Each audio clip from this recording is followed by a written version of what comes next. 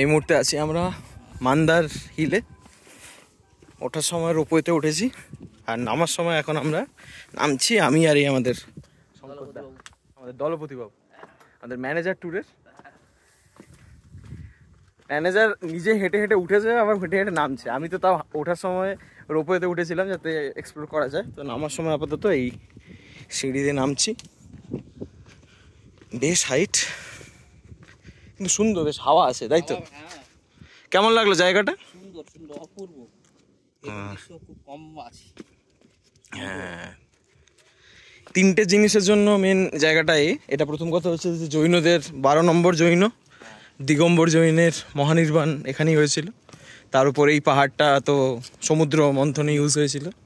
আর তৃতীয়ত ওখানে সীতাকুণ্ড বোধহয় দেখেছো তুমি ওটার সময়, যেটা নামার সময় আবার দেখবো আমরা, যেখানে রাম সীতা কিছুদিন কাটিয়েছিল।